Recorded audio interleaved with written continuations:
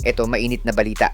Unang talo ng Team Manila sa FIBA 3x3 nakuha sa kamay ng Team Warsaw ng Poland. Muntikan pa na magkapikunan sa hard foul na binigay ng Pinay player na to. Tara at panoorin natin ang highlights ng game. Pero bago yan, like and subscribe lang mga kabady para sa latest basketball news and highlights.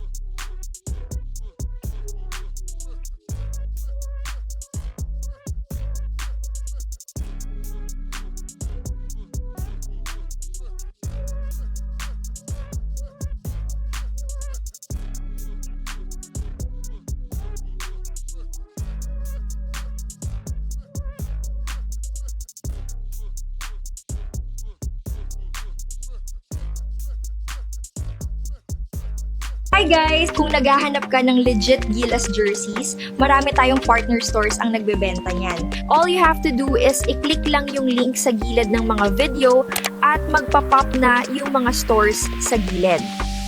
Get yours now guys at huwag kalimutan mag-subscribe kay Overdrive Highlights. Sa mga gusto pala manood ng laban ng Gilas sa FIBA World Cup qualifiers nang walang delay at free for life, magbibigay po kami ng free live streaming link.